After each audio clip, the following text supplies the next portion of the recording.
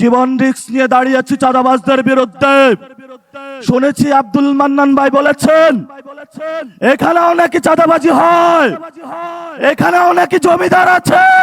আমরা মনে করেছিলাম লন্ডন থেকে বাংলাদেশের মানুষের কাছে আসবে এমন এক নেতা যার মাধ্যমে চাঁদাবাজি শেষ হবে, দুর্নীতি শেষ হবে।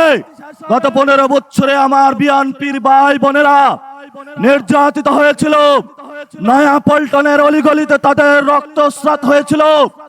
এই দুবখোলা মাঠে শেখ হাসিনাকে ফালানোর জন্য তারা একত্রিত হয়েছিল, কিন্তু সিনিয়র নেতৃবৃন্দের নেগোসিয়েশনের কারণে অসংখ্য বিএনপির ভাই এবং বোনেরা জীবনের যে আশা নিয়ে এসেছিল শেখ হাসিনাকে অভ্যুত্থানের মধ্যে ফেলাবে, সেটা করতে তারা পারে নাই। কারণ তাদের নেতারা গুলশানে গিয়া বিভিন্ন জনের সাথে রফাফাফা করেছিল। আমরা ইতিহাস বলি নাই, আমরা ইতিহাস স্মরণ রাখবো। বিএনপির যারা নির্যাতিত ভাই এবং বোনেরা আছেন, ভয় নাই, তোমাদের আশ্রয়ের জন্য আমরা আছি। এবার ইলেকশনে দাঁড়িপাল্লায় ভোট দিবেন, এবার ইলেকশনে শাপলাকলিতে ভোট দিবেন, চাঁদাবাজি থেকে মুক্তি পাবেন। যেই সব জমিদারেরা এখানে কথা বলে, এইখানে ছিলেন খোকা সাহেব, মাঠের মধ্যে কপালে তার রক্ত দেখেছিলাম। খোকা সাহেবের প্রতি আমাদের শ্রদ্ধা, কিন্তু খোকা পুত্র যেইভাবে জমিদারি ব্যবস্থা কায়েম করেছে, আপনারা আগামী 12 তারিখে ভোটের মাধ্যমে রায় দিয়ে তাদের জমিদারি ব্যবস্থা, দুর্নীতির ব্যবস্থা, চাঁদাবাজির ব্যবস্থা ব্যাগে খান খান করে দিবেন। আজকে আমরা একটা সময় এখানে উপস্থিত হয়েছি যখন আমরা গণতন্ত্রের দিকে যাচ্ছি। বাংলাদেশে গণ অভ্যুত্থানের একটি অন্যতম প্রতিশ্রুতি বিষয় ছিল বাংলাদেশে আমরা একটি গণতান্ত্রিক সরকার পদ্ধতিতে দিকে যাব, যখন আমরা সংস্কার এবং বিচার প্রক্রিয়া সম্পূর্ণ করতে পারবো। সংস্কার প্রক্রিয়ায় দেশের জনগণের হাতে চাবিকাঠি তুলে দেওয়া হয়েছে। আগামী 12 তারিখে পুরো বাংলাদেশের আমরা সকলকে আহ্বান জানাচ্ছি, গণভোটে হাঁ দিয়ে যাদের স্বপ্ন জেগেছে আবার ফ্যাসিবাদী ব্যবস্থা কায়েম করার, যাদের স্বপ্ন জেগেছে 2 টার্মের বেশি প্রধানমন্ত্রী থাকার, যাদের স্বপ্ন জেগেছে আবার বিচার বিভাগকে কুক্ষিত করে বিরোধী দলকে নির্যাতনের, আমরা ইনশাআল্লাহ 12 তারিখে তাদের সেই স্বপ্ন ভেঙে দিব ইনশাআল্লাহ। প্রিয় উপস্থিতি, এই গণ অভ্যুত্থানের পরে আপনাদের মনে আছে কিনা ওবায়দুল কাদের সাহেব বলেছিলেন আওয়ামী লীগের 5 লাখ নেতা কর্মীর মাথা কাটা যাবে। আমরা ধৈর্য ধারণ করেছিলাম, আমরা বিচারে বিশ্বাসী, আমরা আইনে বিশ্বাসী। এই জন্য আইনের কাছে শেখ হাসিনা, খুনি শেখ হাসিনাকে আমরা সুপর্দ করেছিলাম।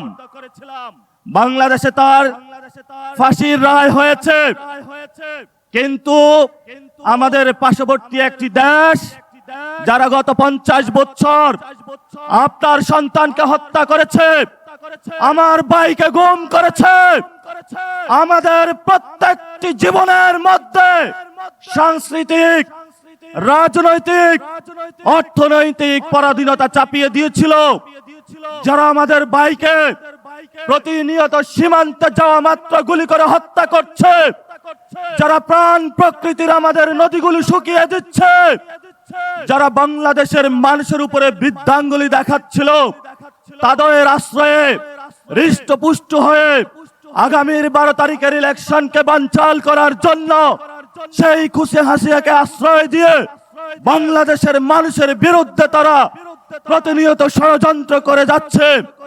আমরা তাদেরকে হুঁশিয়ার করে উচ্চারণ করতে চাই, যদি ডিপ্লোম্যাটিক রিলেশন করতে হয় শেখ হাসিনাকে আপনারা দ্রুত ফেরত দিন। আমরা শেখ হাসিনাকে ফাঁসির কাস্টে দেখতে চাই। আমরা আমাদের 24-এর ভাইদের বিচার দেখতে চাই।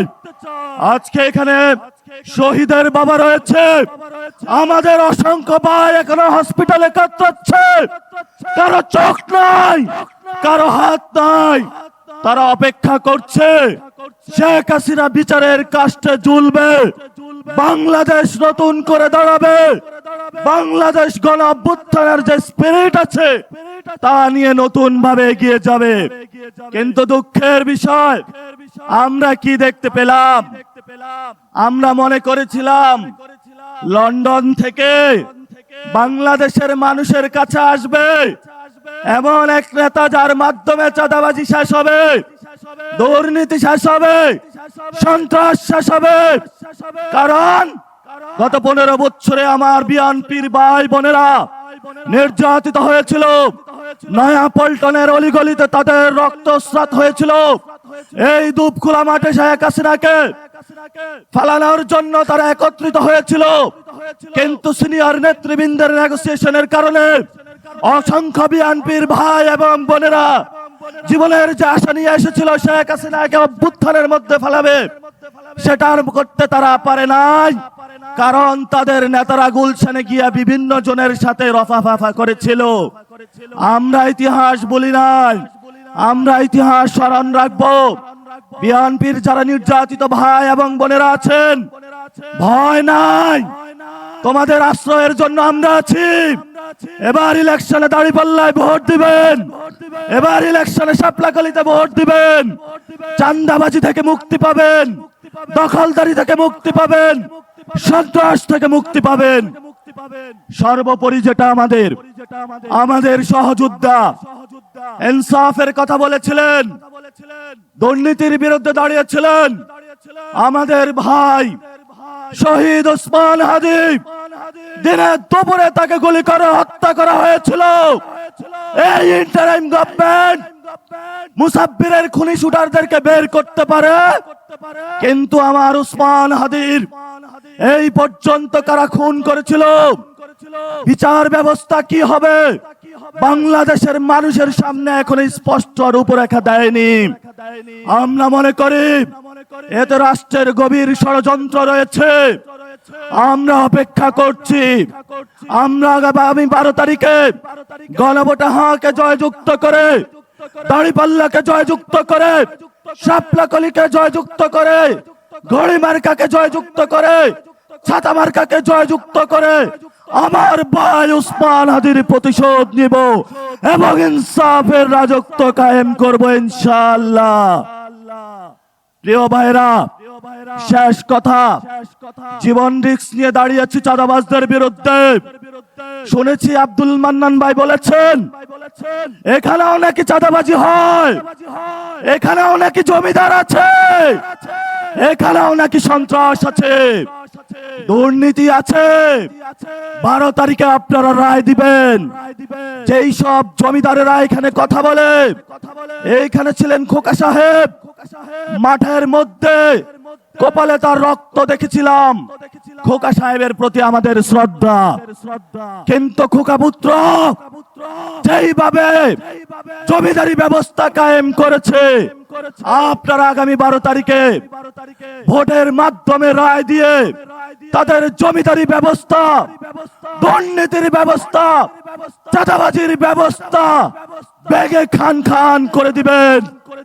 সবাই আমরা হাত তুলে ঐক্যবদ্ধ শপথ করি, আগামী 12 তারিখে সবাই ঐক্যবদ্ধভাবে আমরা চাঁদাবাজদের শেষ করব, দুর্নীতিবাজদের শেষ করব, জমিদারদের শেষ করব, আমার ভাই ওসমান হাদি ভাইয়ের বিচার করব ইনশাআল্লাহ।